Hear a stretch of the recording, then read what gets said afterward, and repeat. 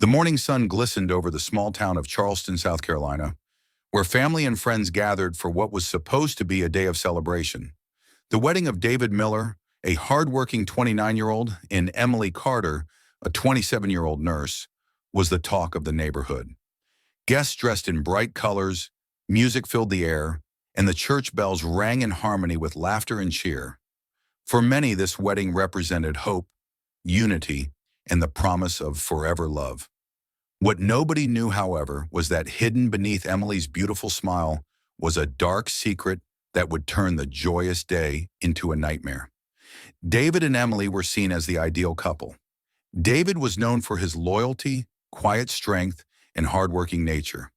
Emily was admired for her kindness and charm. She had a way of lighting up every room she entered. Friends often called them the couple everyone wanted to be. Their love story seemed straight out of a romance movie, filled with sweet dates, tender moments, and promises whispered in the dark. But behind closed doors, Emily carried guilt, a secret affair that she thought she had buried deep. That secret, however, was about to be revealed in the most public way possible. The church filled with people who had come from near and far. Emily's family flew in from Georgia, while David's relatives arrived from North Carolina. College friends, co-workers, and neighbors packed the pews. Everyone was eager to witness their vows. The decorations glistened. White roses lined the aisle, candles flickered softly, and the air carried the smell of fresh lilies. To everyone present, this wedding seemed flawless. But as the whispers of love and joy floated in the air, David's eyes were fixed not on the decorations, but on the truth he had recently uncovered about his bride-to-be. While Emily got ready with her bridesmaids, sipping champagne and laughing, David was in his hotel room pacing back and forth. In his hand, he held proof of Emily's betrayal, a series of text messages between her and another man, Ethan Brooks, a longtime friend of the couple. The words were undeniable: romantic confessions, stolen moments, and plans that no fiancé should ever read. His hands trembled as he thought about what to do. Should he call off the wedding quietly? Should he confront Emily in private? Or should he make the revelation in front of everyone? The anger inside him gave him his answer. The music swelled as Emily stepped into the church, her white dress shimmering under the lights. Gasps of admiration filled the air as guests stood to watch her glide down the aisle. David stood tall, his expression calm but distant. Emily's eyes locked with his, and for a moment she felt reassured. She believed the day would go on as planned, that her secret was safe. What she didn't realize was that her groom was no longer waiting to say, "I do." He was waiting for the right moment to expose the truth. The pastor began the ceremony, his voice echoing through the church. Friends dabbed tears from their eyes, parents clasped hands, and cameras clicked to capture the precious moment. Emily smiled brightly, repeating her vows with practiced grace. She promised love, honor, and loyalty, words that cut like a knife to David's heart. When it came time for David's vows, his voice shook, not from nerves, but from anger. The room grew tense as he paused, staring into Emily's eyes with a look she had never seen before. Everyone leaned in, expecting heartfelt promises. Instead, David cleared his throat and shattered the silence. David took a deep breath and said, "Before I make any promises today, there's something everyone needs to know." The church fell into a pin-drop silence. Murmurs rippled through the crowd as Emily's smile faded. David reached into his jacket pocket and pulled out printed copies of the text messages. With a trembling hand, he held them up for all to see. "Emily," he said coldly, "while planning this wedding, you've been sleeping with Ethan Brooks." Gasps erupted across the room. Emily froze, her face pale, while Ethan, sitting just a few pews back, sank into his seat, his head hung low. The church erupted in disbelief. Family members covered their mouths in shock. Emily's bridesmaids stared wide-eyed, and David's mother burst into tears. Emily shook her head desperately, whispering, "David, please, not here." But David's anger had already consumed him. He threw the printed messages on the floor for everyone to see. Ethan stood up, trying to speak, but the crowd shouted him down. What should have been the happiest day of David's life had turned into a scene of humiliation, betrayal, and chaos. Cameras meant to capture a fairy tale wedding now recorded a disaster unraveling before their eyes. Emily broke down in tears, dropping to her knees in front of David. "I'm sorry," she sobbed, her voice trembling. "It was a mistake. I still love you. Please, let's talk about this later." Guests watched in stunned silence, unsure of what would happen next. Some whispered that David should walk away. Others said Emily didn't deserve forgiveness. But David's heart was hardened. Years of trust, love, and loyalty had been destroyed in an instant. For him, there was no later. His voice was cold as he told her, "You don't get to lie to me," and walk down this aisle as if nothing happened. The pastor, shaken and speechless, tried to calm the storm, urging them to step aside and resolve the matter privately. But David shook his head. He looked at the guests, then at Emily, and said, "This wedding is over." The room filled with gasps, some guests leaving in tears, others lingering in disbelief. Emily's white dress, once a symbol of purity and love, now felt like a costume hiding betrayal. David stormed out of the church, leaving Emily crumbling on the floor. The day that was supposed to be the beginning of their happily ever after had ended in devastation. And it was only the beginning of a much darker tragedy that would follow. Outside the church, the warm summer air felt heavy as guests spilled into the courtyard in a storm of whispers and arguments. Some defended David, saying he had every right to expose Emily. Others murmured that humiliating her in front of everyone was cruel. Emily's bridesmaids huddled around her, trying to comfort her as she cried uncontrollably. Meanwhile, David walked swiftly to his car, his mind boiling with rage and betrayal.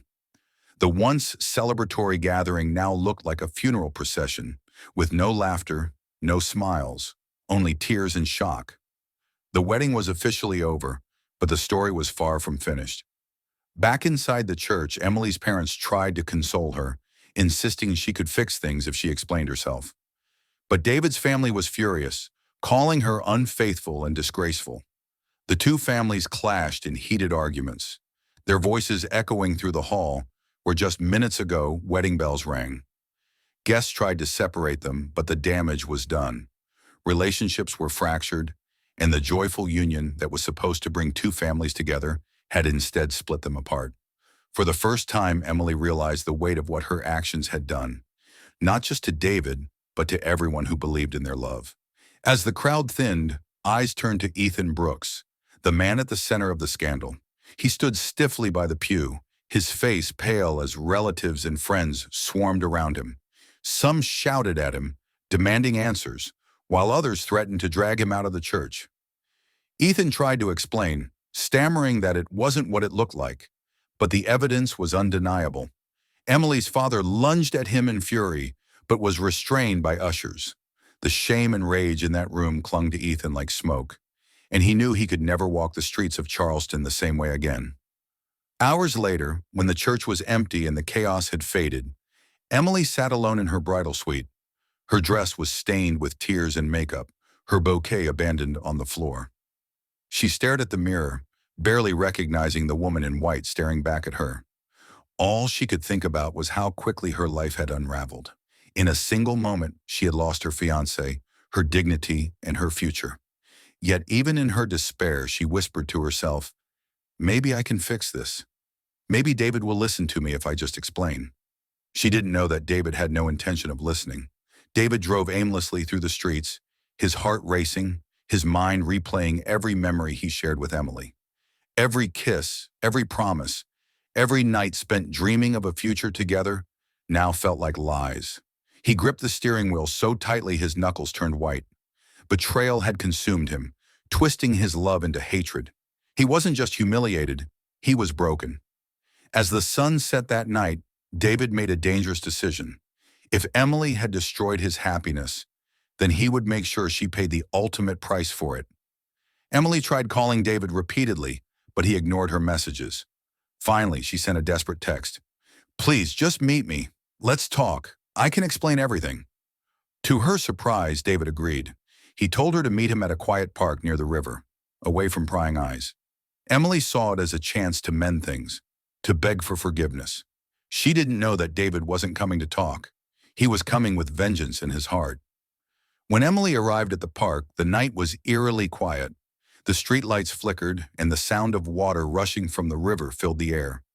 She spotted David leaning against his car, his face hidden in the shadows. Nervously, she approached, clutching the hem of her dress. "David, please," she began, her voice breaking. "I made a mistake. It didn't mean anything. You're the one I love." David's jaw tightened as he stared at her, his silence louder than any words. Then in a low voice he said, "If you loved me, you never would have betrayed me." Emily broke down, sobbing uncontrollably, reaching for his hand. She begged him to see past her mistakes, to remember the years they had shared. "We can still have our life together," she pleaded. But David pulled away, his anger blinding him to her tears. To him, her words sounded hollow, like a rehearsed script meant to save face. Every sentence only fueled his rage, reminding him of the text messages, the lies, and the humiliation. The more she begged, the colder he became. Emily thought she was softening him. In reality, she was pushing him closer to a breaking point. The conversation escalated into shouting. Emily tried to defend herself, while David accused her of ruining his life. His voice cracked as he yelled, "You made me a fool in front of everyone!" Emily, in desperation, snapped back, "I never meant to hurt you, David." But her words only echoed in the empty park, meaningless against the storm of anger brewing inside him. David's hand trembled as he reached into his car. In that moment, years of love and trust dissolved into pure fury. The man who once dreamed of building a family with Emily now saw only one way to end his pain. What happened next was fast, brutal, and irreversible. Witnesses later claimed they heard a woman's screams echoing through the park, followed by silence. When police arrived hours later, after reports of shouting and strange noises, they found Emily lying lifeless near the riverbank, her white dress soaked in blood. David was nowhere to be found. What began as a day of celebration had ended in horror, a bride murdered by the man she was supposed to marry. The town of Charleston would never forget the wedding that turned into a crime scene. The following morning, the sun rose over Charleston, but peace never came. A jogger passing through the Riverside Park stumbled upon something that froze him in his tracks. There on the grass lay Emily's body, her wedding dress now drenched and stained with crimson. Her veil was tangled in the dirt, and her bouquet lay scattered beside her. The jogger dialed 911 with trembling hands, his voice cracking as he tried to describe the scene. Within minutes, sirens wailed in the distance, signaling the start of an investigation that would shock the entire community. Detectives arrived quickly, securing the area with yellow tape. Cameras flashed as crime scene investigators carefully documented every angle of the site. Emily's lifeless body was handled with reverence, but the brutality of her wounds spoke volumes. This wasn't a random act of violence. It was personal, intimate, fueled by raw emotions. Detective Sean Davis, a seasoned investigator with years on the force, took one look at the crime scene and said quietly to his team, "This was no stranger. Someone close to her did this." Already, suspicion pointed to David, the missing groom. Word spread fast through Charleston. By noon, the city buzzed with disbelief. Newspapers ran headlines about the wedding day murder, and neighbors whispered about betrayal, revenge, and shame. Friends of the couple wept openly, struggling to accept what had happened. Just 24 hours earlier, everyone had gathered to celebrate a love story. Now they mourned a tragedy. Churches held impromptu vigils, candles lit in Emily's memory. In the heart of the community, grief and anger grew side by side. David became the prime suspect almost immediately. His sudden disappearance after the confrontation only fueled suspicions. Police tracked his car across state lines, issuing alerts in neighboring towns. Hotels, gas stations, and roadside diners were checked for his presence. News stations broadcast his photo, urging anyone who spotted him to call authorities. He was no longer the smiling groom in tuxedo photos. He was a fugitive on the run, accused of murdering his bride. The hunt for David had begun, and every day that passed only increased the pressure to bring him in. A week later, hundreds gathered at the same church where Emily's wedding was supposed to take place. This time, the bells rang not for celebration, but for mourning. Her coffin, draped in white flowers, was carried down the aisle by tearful family members. Friends whispered prayers, remembering her laughter, her kindness, her dreams of starting a family. The image of her in a wedding gown now haunted everyone. Instead of tossing her bouquet, she had been lowered into the ground. The funeral was a heartbreaking reminder of how love had turned into violence. While Emily was laid to rest, David hid in a rundown motel 2 towns away. He avoided windows, kept the lights dim, and paid in cash to avoid leaving a trail. He barely ate, his thoughts consumed by guilt and rage. He replayed the night over and over, convincing himself it was Emily who drove him to the breaking point. He scribbled notes in a worn-out journal, trying to justify his actions. But deep down he knew there was no forgiveness waiting for him. Every time he heard a siren in the distance, his heart stopped. Detective Davis and his team received their first solid lead when a motel clerk reported seeing someone who matched David's description. Surveillance footage confirmed it was him, disheveled, anxious, and trying to stay under the radar. Police quickly closed in, surrounding the area without alerting him. For Davis, this was more than just a job. It was about justice for Emily. He reminded his team, "We need him alive. The family deserves answers." With that, the final steps of the manhunt fell into place. Just before dawn, officers stormed the motel. Kicking down the door, they found David sitting on the bed, his head in his hands. He didn't resist. In fact, he whispered, "I knew you'd come." He was handcuffed and escorted out as flashing red and blue lights lit up the morning sky. Reporters swarmed the scene, cameras capturing the fall of a man who was once moments away from saying, "I do." David's arrest was the closure many had waited for. But for Emily's family, it was only the beginning of a long path toward justice. At the police station, David sat across from Detective Davis in the interrogation room. At first, he stayed silent, his eyes red from lack of sleep. But after hours of questioning, he broke down. His words tumbled out in fragments: betrayal, humiliation, anger, shame. He admitted to confronting Emily in the park, admitted to losing control, and admitted to taking her life. But his confession was laced with bitterness, blaming Emily for destroying everything. To the detectives, his words were chilling. To Emily's family, they were devastating. With David in custody, the legal system prepared to take its course. Prosecutors built their case, gathering witness statements, phone records, and the heart-wrenching evidence from the crime scene. David's defense argued that he was driven by temporary insanity, unable to think clearly in the heat of betrayal.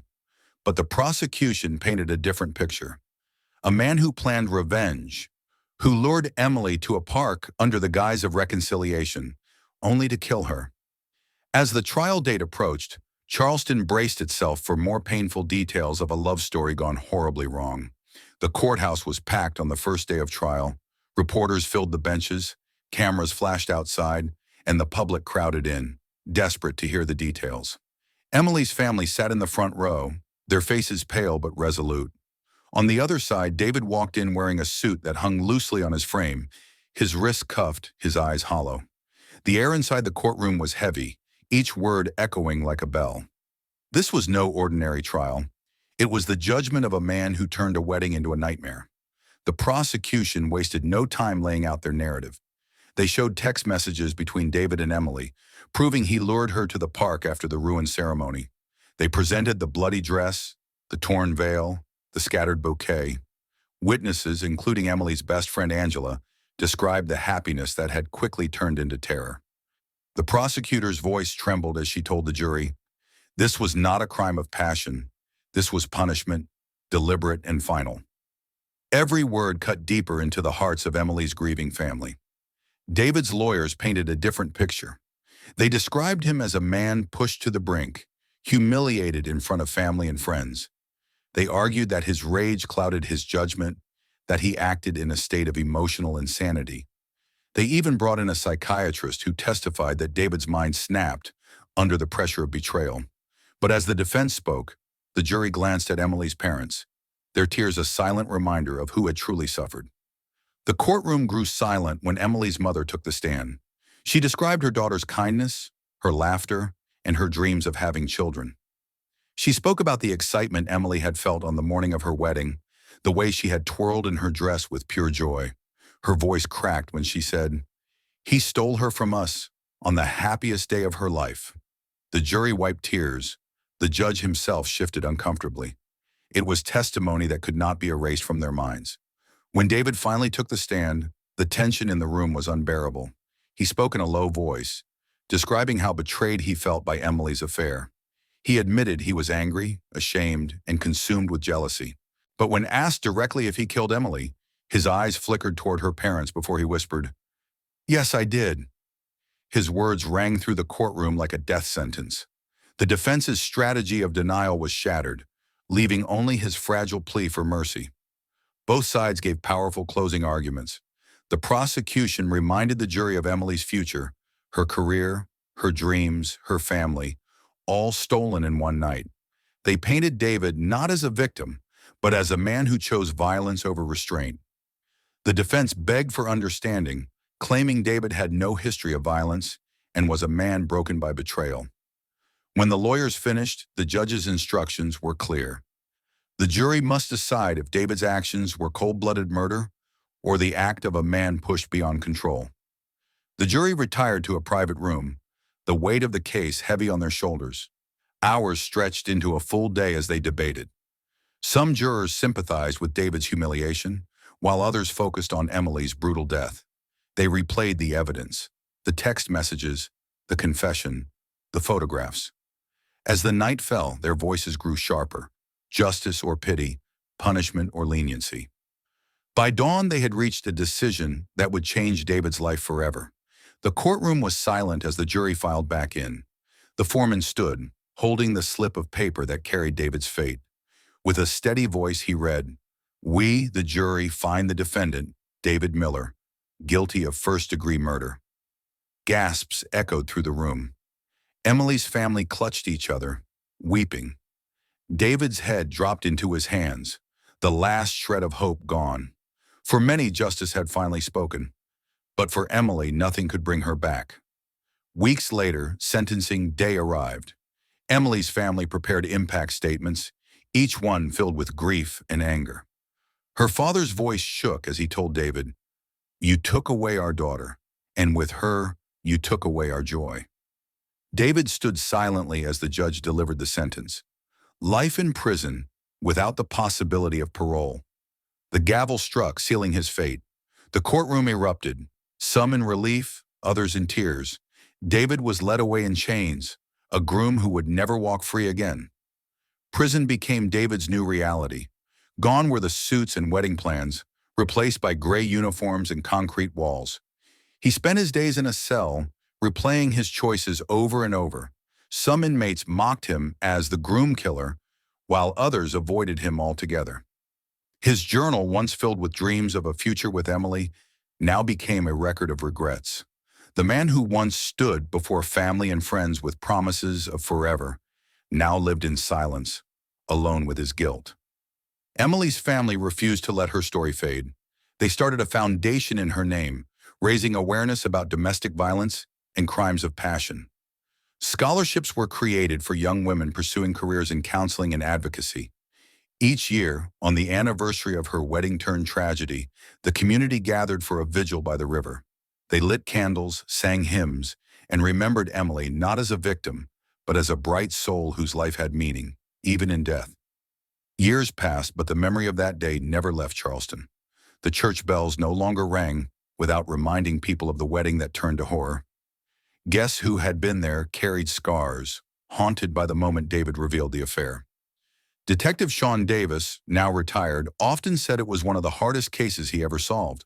For Emily's family, the pain would never fully heal. And for the world, the story of love, betrayal, and murder on what should have been the happiest day would forever serve as a chilling reminder. Sometimes the fairy tale doesn't end with happily ever after. Remember to share, like, comment, and subscribe. I'll see you on the following story.